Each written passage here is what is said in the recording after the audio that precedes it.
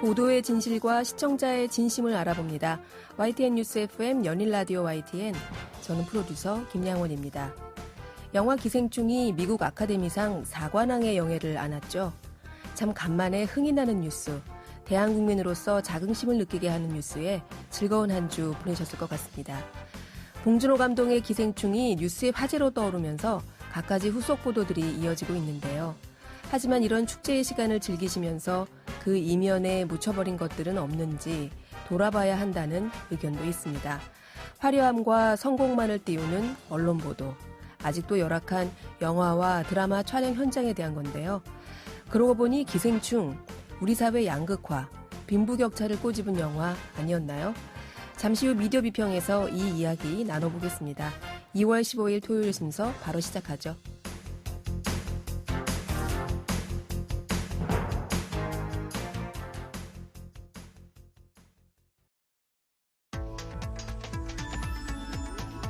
미디어가 전하는 이슈에 대한 다양한 분석과 팩트체크까지 바로 보고 뒤집어 보고 꼭꼭 씹어보기 위한 미디어 비평 프로그램 열린 라디오 YTN.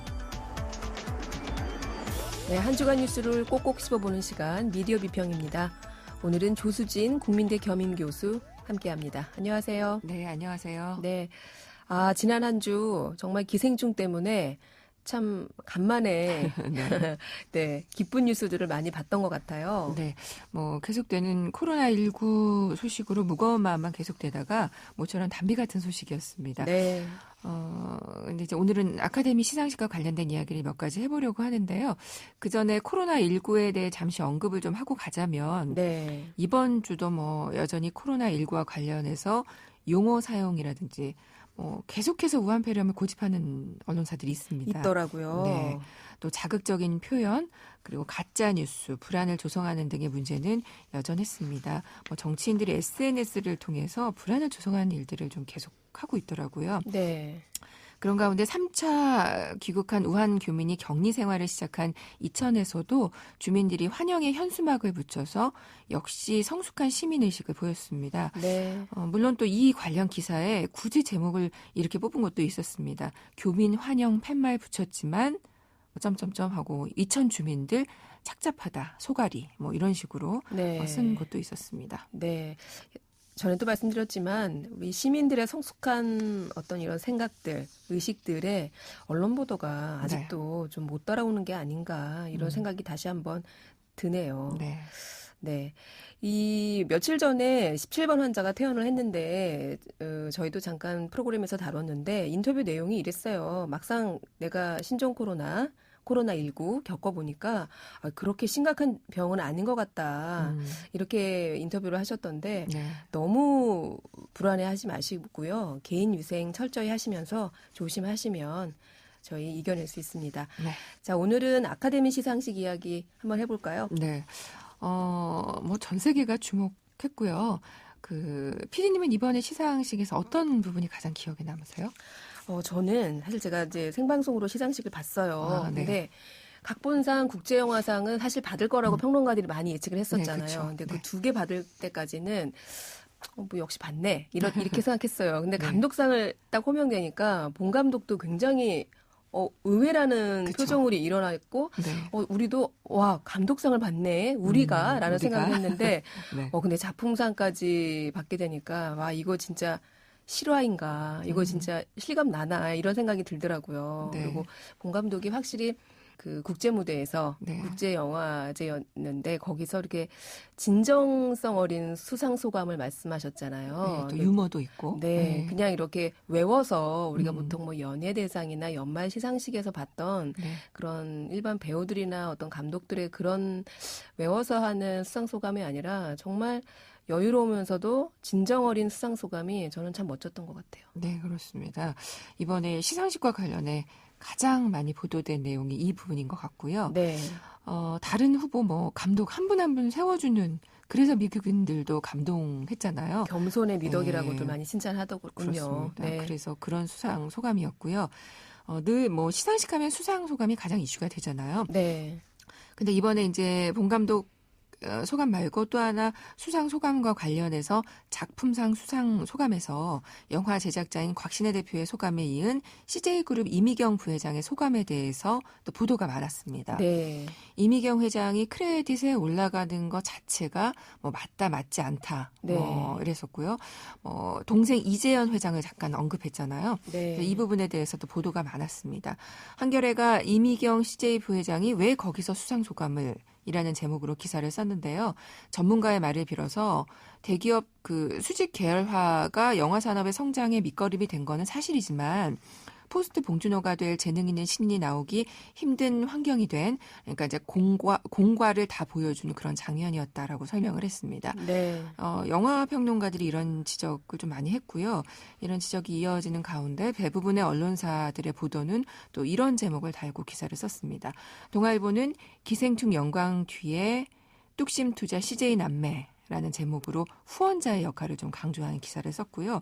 칼럼에서도 또 이 점을 강조를 했습니다. 한국경제는 제목이 이미경 CJ 부회장이 만든 기생충 미 언론 집중 조명이라는 제목을 달았습니다. 조선일보는 업 이미경 CJ 부회장 무대에 올린 톰 행크스라는 제목이고요. 국민일보는 기생충 스포트라이트 이미경 제작사 대표 발언의 관례 등등 뭐 이번 수상 소감에 대해서 여러 의견이 나오자 곽신혜 대표가 이에 대해서 우리끼리 미리 정해준 거다라고 밝히기까지 또 했었죠. 네, 맞습니다. 글쎄요, 제작사의 역할이 중요하죠. 네. 특히, 투자를 받아야 되는 그 영화 감독이나 제작진 입장에서는 이렇게 미리 제목을 알아봐줘서 어떤 투자를 아끼지 않았던 이런 분들에 대해서 조명을 하는 것도 의미는 있을 텐데, 글쎄요, 이게 광고주, 언론사 광고주하고 또 겹치는 부분이 있어서, 그렇죠. 예, 이런 부분들이 혹시 영향을 받지는 않았나, 네, 이런 점을 좀 지적해 주신 것 같고요. 네. 네, 그런데 이번에 또 이한희 씨가 실검에 오르기도 했어요. 네. 이한희 씨가 축하 파티 사진을 개인 SNS에 올렸다 사진을 삭제하고 사과하는 해프닝이 벌어졌습니다. 네. 사실 축하 일에는 축하 받는 사람도 있고 축하하는 사람도 있는데 그렇죠. 예, 곱지 않은 시선을 보낼 필요가 있을까? 근데 이제 그걸 굳이 보도까지 할 필요가 있는지 좀 의문이었습니다. 그리고 심지어는 이 기사를 다루면서 제목을 문희상 조카 이한희 기생충 사관왕 축하 인증샷 삭제라는 제목을 단 기사도 보였습니다. 이한희 씨를 우리가 다 알잖아요, 사실. 네, 네. 근데 굳이 문희상 조카라는 수식어를 쓸 필요가 있는지 조금 의도가 있어 보였습니다. 네. 사실 이런 게 중요한 게 아니고요. 우리가 아카데미 시상식을 축하하면서 생각해 봐야 할 여러 문제들이 있습니다. 언론이 이런 거를 보도를 해야죠. 그래서 오늘은 저희가 이 시간에 세 가지만 좀 생각해 보자면 먼저 블랙리스트 관련 내용입니다. 네, 첫 번째로 블랙리스트를 꼽아주셨는데 이 봉준호 감독이 지난 정권에서 문화예술인 블랙리스트에 올랐던 분이에요. 네, 그렇습니다. 자유한국당에서 기생충은 좌파 영화다라고까지 언급을 했었는데 이번에 이제 상을 받고 나니까 봉준호 감독의 고향인 대구 지역 한국당 예비 후보들이 봉준호 거리, 봉준호 생가터 복원, 봉준호 기념관 등의 공약을 내걸었다는 그런 보도가 나옵니다. 근데 이제 이런 단순 사실 전달 보도 말고요. 언론은 블랙리스트 예술인들에 대한 이야기를 좀 꺼내야 되지 않을까라는 생각이 듭니다. 봉준호 감독은 스스로 이제 극복해서 우뚝 섰지만 그럴 능력이나 혹은 기회가 없는 블랙리스트의 다른 예술인들은 기회를 잃고 바닥에 그대로 머물러 있거나 주저앉았으니까 이에 대해서도 좀 시야를 넓혀봤으면 좋겠다라는 생각이 들고요. 결국은 민주적 질서가 예술의 창의력, 다양성을 담보하는 거고 더 많은 봉준호나 봉준호류가 아니더라도 그 여러 색깔의 영화 작품이 등장해서 K무비 한류를 일으켰으면 싶은데요. 그 민주적 질서를 유지하는데 언론이 좀 이렇게 지금 같아서는 안 되겠다라는 생각이 좀 들고요. 네. 또 하나는 시상식에서 누가 어떠했다더라라는 식의 보도를 좀 이제는 벗어나서 영화나 방송 산업에 대해서 진단하는 조금 심층적인 보도가 필요하다라고 봅니다. 네. 저도 우리나라 언론이 좀 영웅주의적 보도라고 해야 될까요? 네. 어떤, 한 가지 칭찬해야 될 일은 물론 칭찬받아야 마땅하지만 네. 너무 한 사람을 영웅시하면서 그거에 관련된 보도만 이어가는 것은 조금 문제가 있다라는 생각이 드는데 네. 그러다 끝나는 경우가 또 많죠. 그렇죠. 네. 그러다 끝나서 문제인 건데 네. 지금 교수님 말씀대로 사실은 이 영화나 드라마 이런 방송산업의 그 노동 조건이 사실 상당히 열악해요. 네. 그리고 굉장히 뭐 외주 제작사들이라든가 이런 데를 보면은 비정규직이 상당히 많은 또 분야이기도 한데 네. 그 최근에 이렇게 PD가 스스로 목숨을 끊는 이런 안타까운 소식도 사실 전해졌죠. 네, 그렇습니다. 지난 12일에 그 한빛 미디어 노동인권센터가 고 이재학 PD 근로자 지위인정 촉구 기자회견을 열기도 했던데요. 네, 참 안타까운 소식인데요. 기생충의 봉준호 감독이 스태프를 챙기는 것으로 유명한데요. 네. 오늘도 아침에 뭐 기사 보니까 미담이 끊이지 않는 봉준호 감독 뭐 이런 식으로 파도 해서 미담. 네, 계속 파도 미담이 나온다 뭐 이런 기사들이 계속 나오더라고요. 네. 근데 이제 뭐 그중에 스텝 챙기는 거로 굉장히 유명한데 말단 스텝까지 전부 그 표준 근로계약서를 예, 작성해서 네. 계약서대로 주 52시간을 준수한 것으로 알려졌습니다. 네. 서울신문의 12일자 보도인데요. 제목이 이렇습니다. 우리도 기생충 스태프처럼 표준 근로계약서 쓰고 싶다. 서울신문이 이 소식을 전하면서 기생충 영화 촬영 현장과 지금 PD님이 좀 전에 말씀하신 고 이재학 PD의 방송 현장을 비교하면서 네. 영화계, 방송계 노동 환경을 조금 다뤘습니다. 네. 작년에 봉준호 감독이 칸 영화제 황금 종려상을 받았을 당시에 이 표준 근로계약서를 쓴 게 화제가 됐었거든요. 네. 당시 경향신문 기사에는 전국 언론 노동조합 방송작가 지부 위원장과 인터뷰를 실은 적이 있는데요. 그때 이제 방송은 봉준호 감독 보도할 자격 없다라는 제목으로 작가들의 표준 근로 계약서를 쓰지 않는 문제를 언급하기도 했습니다. 이런 부분들에 대해서도 언론이 좀 관심을 갖고 이제는 좀 심층 보도를 할 필요가 있겠다라는 생각이 듭니다. 네, 물론 이거 축제입니다. 예, 우리 영화가 그럼요. 이렇게 역사상 아카데미상을 4개나 받는 참 영광스러운 자리에 오르는 축제인데 축제 분위기 그냥 전달하는 데만 그치지 말고 이번 수상을 통해서 좀 그 이면에 감춰진 문제에 대해서도 관심을 가져야 한다는 말씀이신데요. 네. 지금 저희가 3가지 중에 2가지 말씀해 주셨어요. 블랙리스트, 예술인들에 대한 관심. 또 네. 하나는 영상산업 현장에서의 문제점. 또 한 가지는 무엇일까요? 네. 2014년 봉준호 감독이 유가족 동의하는 제대로 된 특별법을 만들어 주세요라는 촉구 메시지를 써서 인증샷을 올렸던 사진이 이번에 다시 화제가 되기도 했었는데요. 네. 이번 아카데미 시상식에서 또 하나 관심을 가져야 할 게 수상은 못했지만 후보에 세월호도 있었다는 겁니다. 네, 부재의 기억. 네. 네. 단편 다큐멘터리 부분 최종 후보로 오른 부재의 기억에 대한 관심입니다.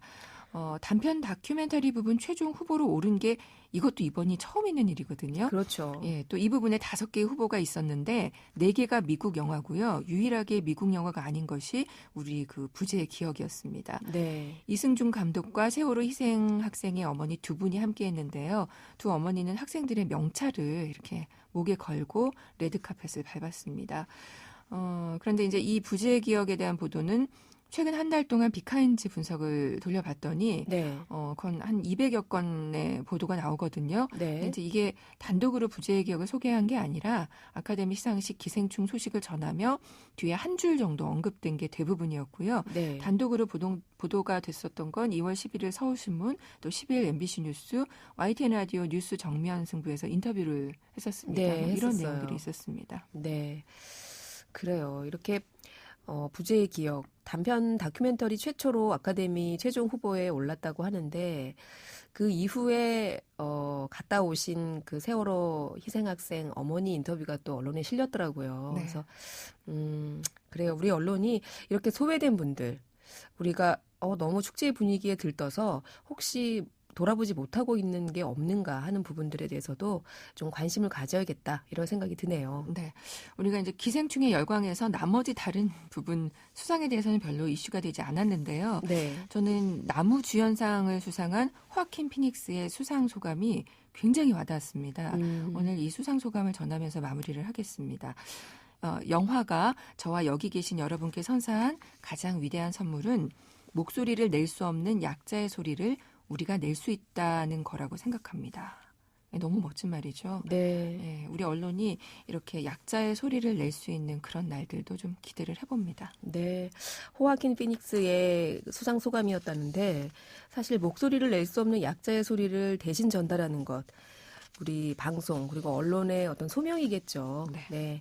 교수님도 이번에 아카데미 시상식을 아주 디테일하게 보셨는데요. 전 여기까지 못 챙겼는데 네, 역시 조수진 교수님이었습니다. 오늘 말씀 잘 들었습니다. 예, 고맙습니다. 예, 지금까지 조수진 국민대 겸임교수였습니다. 진실을 전합니다. 진심을 다합니다.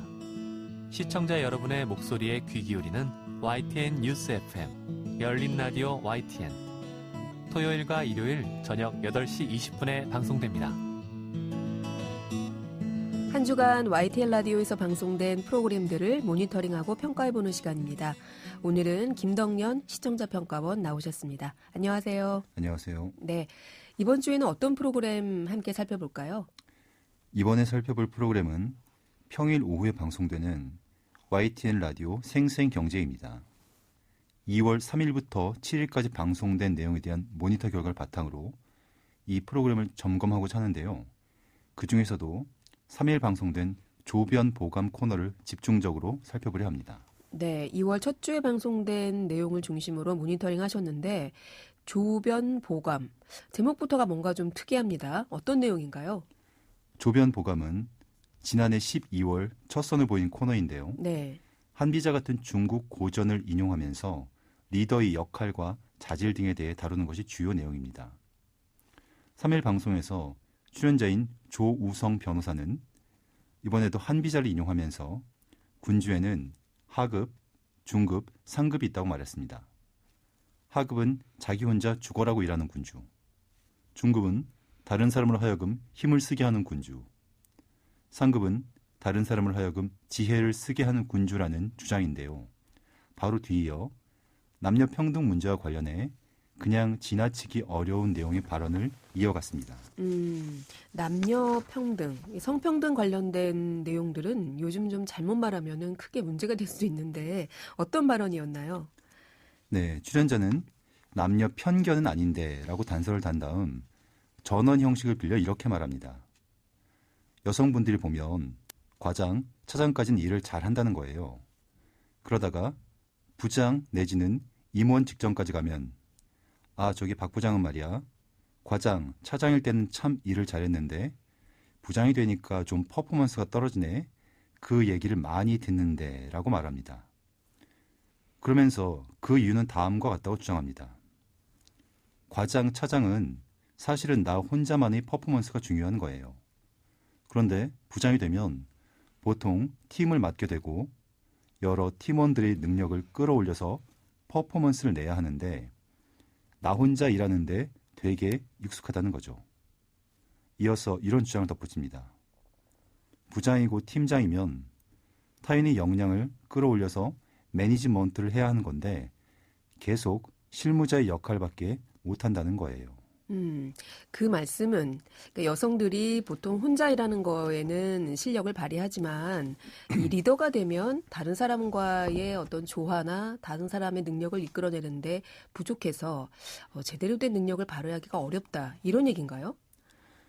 출연자의 발언 내용대로라면 다수의 여성은 회사에서 부장 직위만 맡아도 제대로 성과를 못 내는 존재가 됩니다. 이 말대로라면 부장 자리도 감당을 못하는 존재인 여성이 그보다 높은 임원 직위에 올라 제대로 성과를 낼 것이라는 기대를 하는 것 자체가 어렵다는 것으로 들리는데요.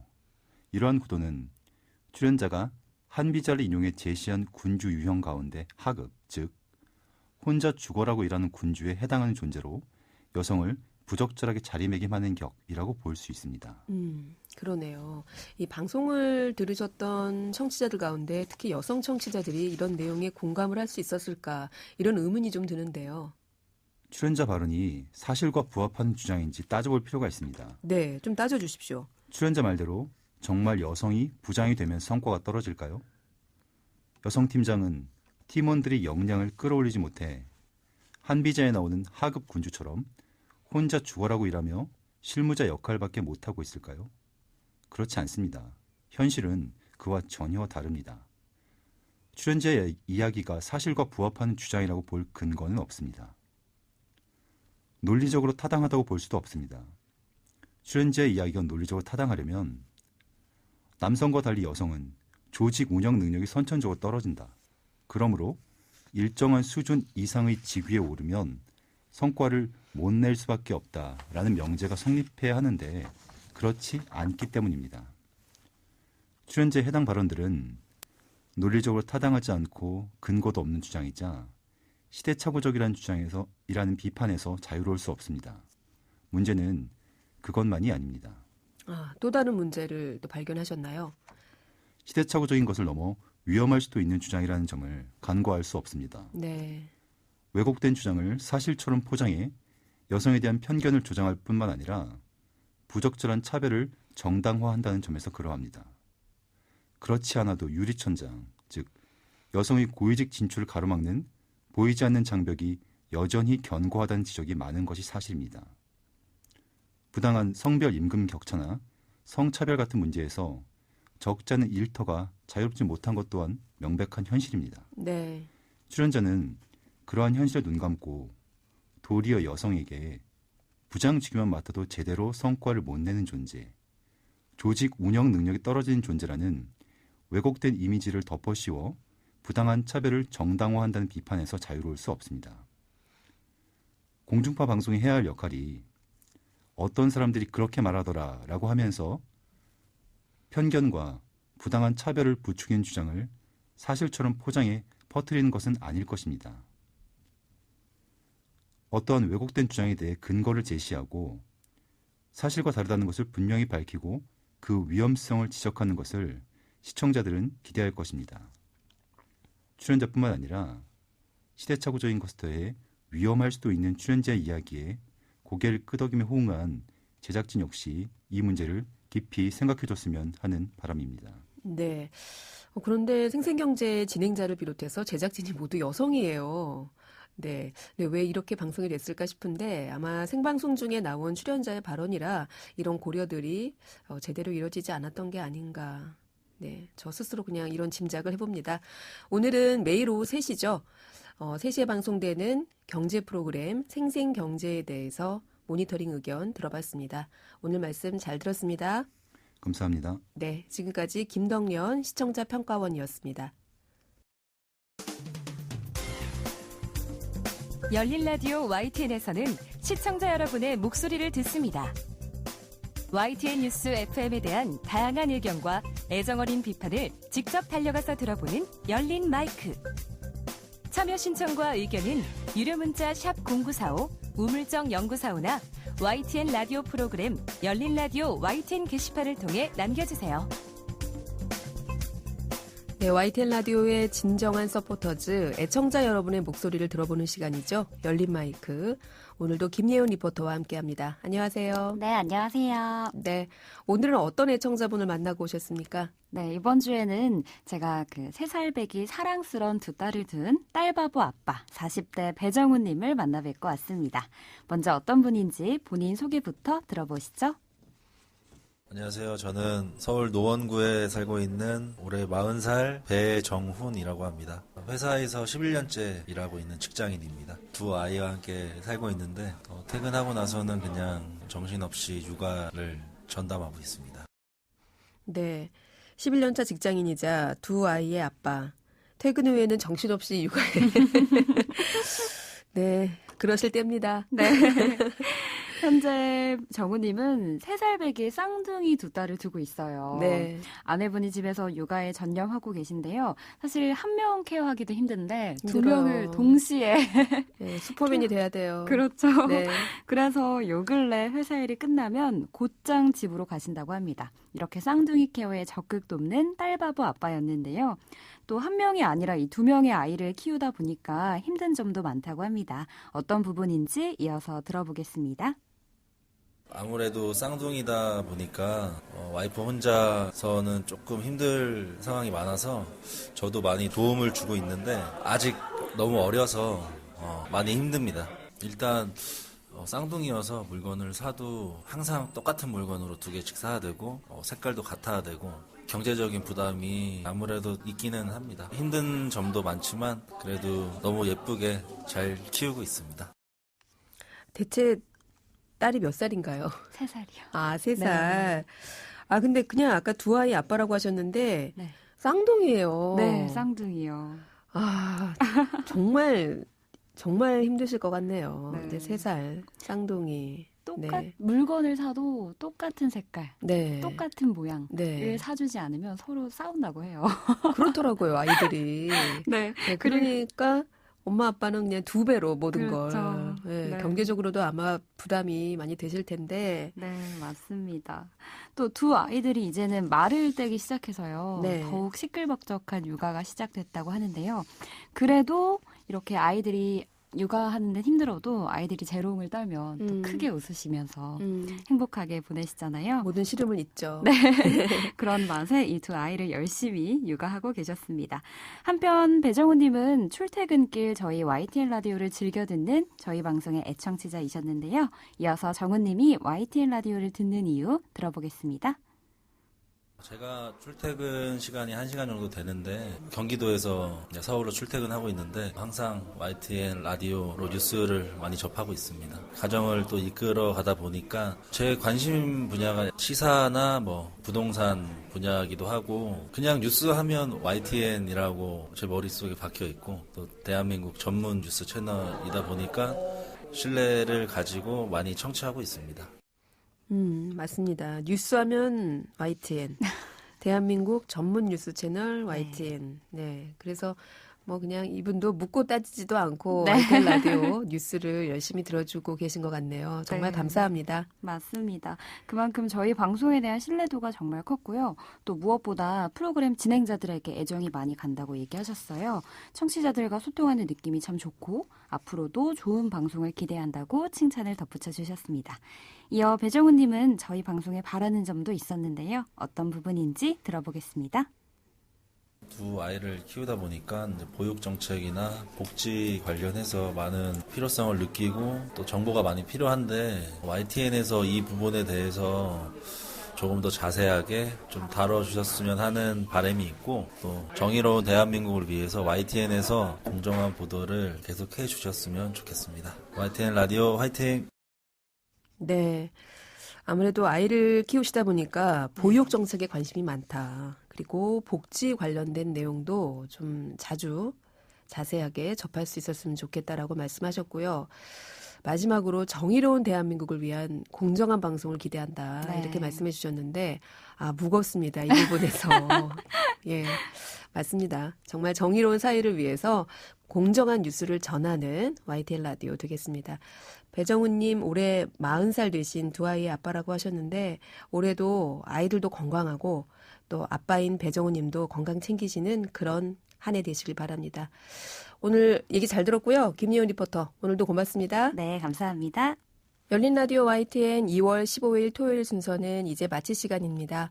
저희 프로그램은 YTN 라디오 홈페이지와 YTN 라디오 애플리케이션 예스 그리고 유튜브와 팟빵을 통해서도 다시 들으실 수 있습니다.